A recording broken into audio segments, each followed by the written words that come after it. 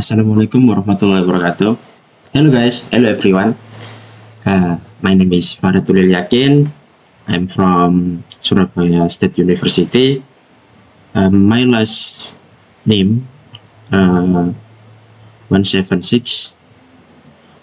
Oke, di sini saya akan melakukan review paper jurnal atau artikel untuk tugas UTS mata kuliah keamanan sistem informasi. Oke.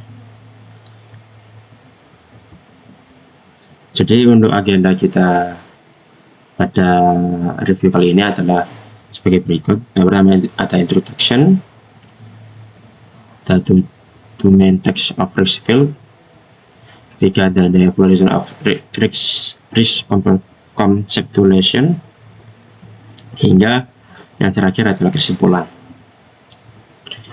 Agar tidak berlama-lama, kita langsung masuk ke introduction, yang dimana paper yang kita review adalah berjudul Foundation of Risk Assessment and Management, a Review of Recent Advance.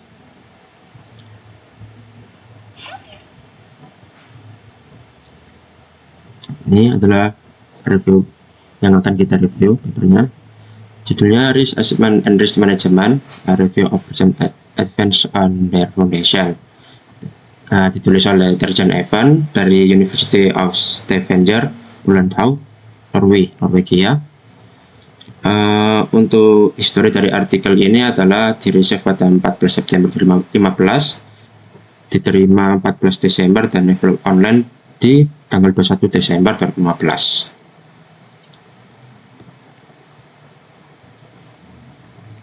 Untuk overview atau abstrak pada jurnal ini adalah paper ini mengevaluasi kemajuan dalam scientific field dari manajemen risiko selama 30 tahun terakhir. Ini untuk core objektifnya yaitu to clarify how we conceptually assess and manage risk, yaitu untuk menjelaskan bagaimana konseptual dari untuk konseptualnya penilaian dan mengelola risiko. Untuk key themes-nya yaitu ada dua, yakni specific risk statis atau praktisnya, yang kedua ada generic risk research, yaitu teoritis atau fondasinya.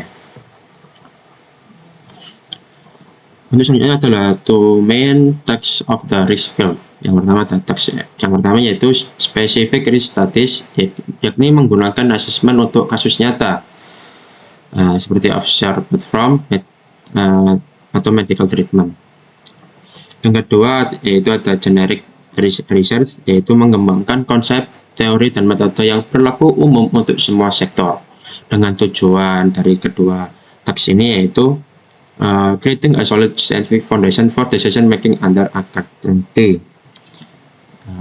membuat kesolidan dari dasar ilmiah untuk keputusan uncertainty. Oke. Sebenarnya ada the evolution of risk conceptualization, yakni yang pertama ada perspektif, yaitu risk as BXC, probability times consequence. Sedangkan untuk modern perspektif atau menurut Evan, risk as CU, consequence and uncertainty. Untuk kunci perubahannya di sini adalah bergeser dari angka probabilitas statis menuju pemahaman uncertainty yang lebih luas atau knowledge based. Untuk formulanya adalah risk sama dengan ACU, yakni A sebagai event atau inciting event, AC untuk consequence, dan U untuk uncertainty. Kita bisa lihat di jurnalnya di sebelah sini.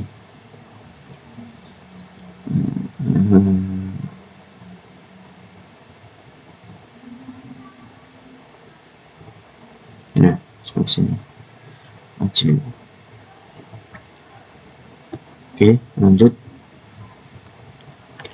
The risk triple ACU. Untuk formula detailnya adalah risk kurang lebih sama dengan SPC. Mengapa di sini ada simbol approx atau kurang lebih sama dengan? Karena risiko itu untuk di kasus nyata, di dunia nyata itu tidak selalu hasilnya itu dari sebuah formula ini. Jadi bisa saja ada sedikit perubahan ataupun ada perubahan di dunia nyata itu sendiri. Makanya di sini diberi simbol approx, yaitu kurang lebih dari sama dengan SPC. Untuk S adalah skenario, adalah apa yang bisa terjadi dari risiko tersebut. Untuk P yaitu probability, seberapa mungkin risiko itu terjadi. Dan C adalah konsekuensi atau dampaknya, apa dampak dari risiko itu. Nah, di jurnal yang ditulis Evan, yaitu Evan mengkritik untuk angka P ini seringkali tidak mencukupi jika background atau knowledge lemah. Sebenarnya ada aleatory versus epistemic atau uncertainty. Department adalah epistemic. Untuk penjelasannya yaitu variation in population atau stochastic. Nah, di sini ada contohnya yaitu lemparan dadu, variasi cuaca. Dan untuk epistemicnya itu adalah lack of knowledge according about fact. Contohnya yaitu model yang tidak sempurna dan data terbatas. Di sini Evans melihat epistemic uncertainty is the core atau lebih penting dari di risk assessment yang modern. Sebenarnya risk characterization atau GK new frameworknya yaitu risk is described by C pada terus K dan T, yaitu adalah C untuk specified consequence, K measure of uncertainty, K background knowledge supporting K dan C. Untuk formulanya yaitu risk description sama dengan C K. Nanti bisa dilihat di yang ini C K nation. Ini bisa jadi paper halaman 4. Oke, lanjut. Selanjutnya ada science, knowledge, and decision making. Untuk proses flow-nya yaitu science, pengetahuan, ya, kemudian untuk assessment risk-nya, kemudian managerial review, melihat manajerialnya, dan kemudian diambil keputusan. Sedangkan untuk facts versus value-nya yaitu assessment risiko memberikan facts atau berdasarkan pengetahuan, tapi keputusan akhirnya itu melibatkan values yaitu etika, politik, dan ekonomi. Nah, jadi di sini di jurnal paper yang dibahas di sini ada beberapa strategi. Untuk strategi yang pertama adalah risk informed approach. Jadi di sini definisinya yaitu keputusan diambil berdasarkan hasil asesmen risiko tetapi tidak ditemukan sepenuhnya oleh angka tersebut. Untuk usage-nya yaitu cocok untuk situasi di mana ketidakpastian bisa diukur secara relatif akurat. Nah, balance-nya yaitu balancing calculated risk with expert judgment. Strategi keduanya yaitu precautionary atau continuity principle. Definisinya adalah better safe than sorry, lebih baik aman daripada minta maaf atau maaf. Jika ada potensi bahaya besar, meski bukti ilmiah belum pasti, tindakan pencegahan harus diambil. Untuk foundation safe-nya itu berfokus pada perlindungan terhadap surprise and black swans. Jadi di sini Evans juga mensupportnya. Untuk strategi yang kedua ini, Evans mensupport ini adalah pilar penting dalam manajemen risiko modern. Untuk strategi ketiga atau discursive atau deliberative strategi, untuk definisinya yaitu melibatkan stakeholder atau pemegang kekuasaan dalam dialog untuk membangun konsekuensi. When to us-nya yaitu situasi dengan ambiguitas tinggi atau perbedaan nilai seperti nuklir atau GMO. Untuk goals-nya yaitu social acceptance and ethical transparency.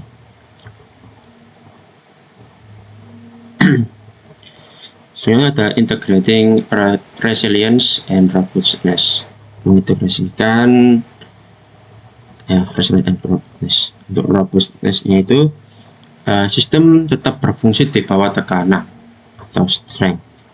Sedangkan untuk resilience-nya itu kemampuan sistem untuk pulih atau recover setelah gangguan. Nah, di sini ada juga dari argumen Evans, resilience assessment adalah bagian dari risk management, bukan bidang yang terpisah. Handling black swans atau surprise. Definisinya yaitu peristiwa yang unforeseen atau tidak terduga dan berdampak ekstrim. Jadi misal ada ketika melakukan sebuah pekerjaan, kita itu menganggap ada satu hal yang kecil namun dampaknya itu besar. Misalnya kita jarang mengganti kata sandi, mungkin itu hal sepele tapi bisa berdampak yang sangat besar. Misalnya data kita dihack atau dicuri. Nah, untuk methods to address sensitivity analysis yaitu ada dua: scenario building and focusing on knowledge strength. Practical challenges in risk science. Yang pertama ada complexity atau sistem yang saling terhubung, interconnect system. Kalau ada data scarcity, bagaimana menilai risiko tanpa historis. Yang ketiga ada solution, moving from frequentist probability to knowledge based subjective probability. Nah, di sini ada referensi pendukung yaitu dengan judul The Principal Critique dari Peterson tahun 2026. Ini papernya, The Brexit Principle is incorrect. Analisis ya, oke. Di sini konteks yang dibahas yaitu untuk di paper Alven mendukung persentasenya prinsipal sebagai strategi valid. Nah, di sini di papernya Peterson itu di counter atau argumen ini. Peterson berargumen bahwa prinsip ini incoherent, jadi berlawanan secara logika. Incoherent itu berlawanan untuk secara logikanya dan tidak bisa dijadikan aturan keputusan yang rasional. Nah, di sini ada tantangan dari logika dari Peterson untuk mentesisnya, yaitu jika kita mengikuti prinsip pencegahan secara ketat, hal itu justru bisa menghambat inovasi yang sebenarnya bisa mengurangi risiko lain. Untuk contohnya yaitu melarang teknologi baru karena risiko kecil yang belum pasti bisa mencegah solusi untuk masalah besar. Contohnya yaitu adalah pelarangan GMO menghambat ketahanan pangan. Ini sangat berlawanan untuk Alven melihatnya sebagai alat perlindungan. Peterson melihatnya sebagai kegagalan logika keputusan. Untuk referensi yang kedua yaitu dari Prof. DJ dan tahun 2020, Safety Dua Professional How Resilience Engineering Can Transform Safety Practice. Bisa dilihat di Science Direct. Ini konteks yang dibahas di sini adalah Alven mencoba menyatukan resilience ke dalam risk assessment, namun di counter di paper ini yaitu gerakan safety 2 berargumen bahwa risk assessment tradisional atau safety 1. Assessment tradisional ini ada di punyanya papernya Evan, sudah usang untuk sistem yang kompleks. Nah, di sini safety 1 versus safety 2 paradigma shift. Safety 1 atau Evans field fokus pada apa yang salah atau risk failures. Untuk safety 2 atau profan fokus pada mengapa hal berjalan benar, sukses dan adaptability, sukses dan adaptasi di sini. Untuk ini berawal dari untuk Evan di sini bisa lihat safety 2 berargumen bahwa kita tidak bisa mengelola risiko hanya dengan memprediksi kegagalan. Kita harus memperkuat kapasitas adaptasi sistem. Untuk yang ini saya unduh, bisa dilihat di sini.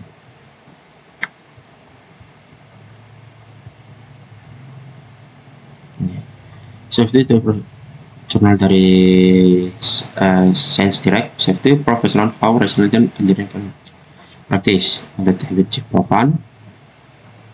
Ini abstraknya.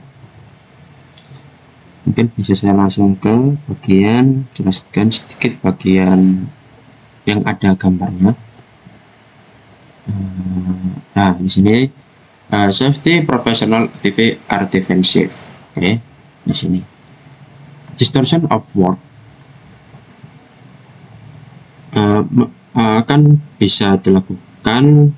Distortion of work boundaries and breadness, yaitu distorsi dari pekerjaan untuk batasan kerapuhan. Itu ada beberapa adaptasi yang bisa dilakukan. Yang pertama adalah kita menentukan plan-nya. Di sini bisa dilihat deskripsinya. Existing strategic plans, roles, requirement, and process that should be applied to activities work as imagined.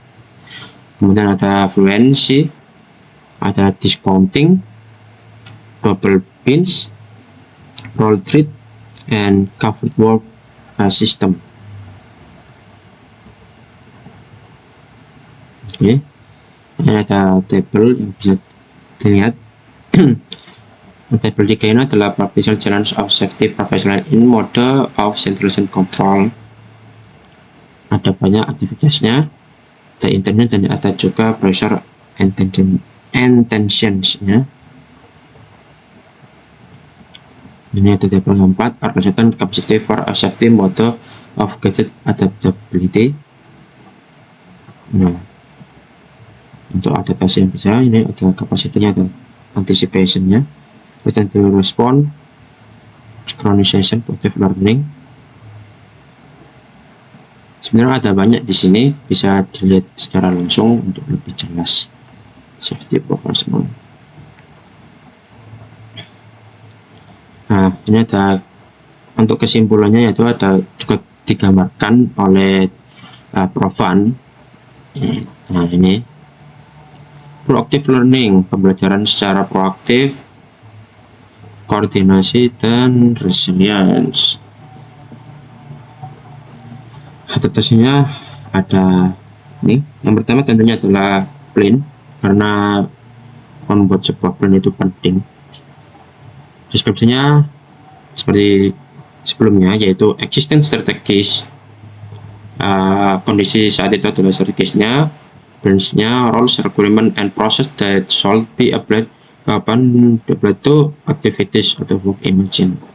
Nah, selanjutnya ada adaptation yang kedua, yaitu fluency, well activity, work is done, red smooth over contradiction and challenge to make this work.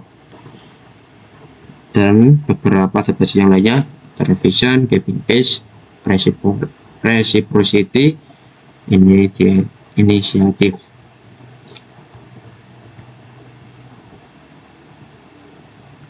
Nah, agar tidak ngambang, saya membuat sebuah tabel comparison atau tabel komparasi, yaitu tabel perbandingan antara ketiga paper, mulai dari Dirjen Evan, Martin Peterson, dan Profan. Jadi di sini adalah perbandingannya, yaitu fokusnya kemana, probability-nya kemana, division rule, value on safety, and kunci message-nya. Jadi di sini Tarzan Evans foundation of risk untuk probability yaitu subjective atau Bayesian, decision rule itu risk informant and precaution, view on safety yaitu manage stroke assessment, risk essence of certainty. Sedangkan untuk Martin Peterson yaitu rationality of precaution, terus untuk probability yaitu formal decision theory, decision rule itu opposite precaution atau incoherent.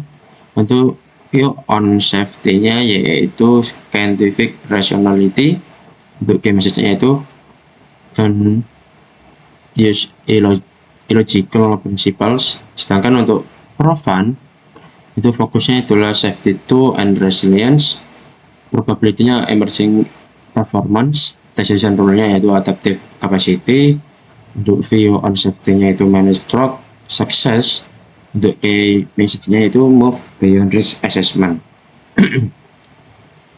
Jadi kesimpulannya yaitu conversion the future of risk science ada beberapa. Yang pertama adalah paradigma shift.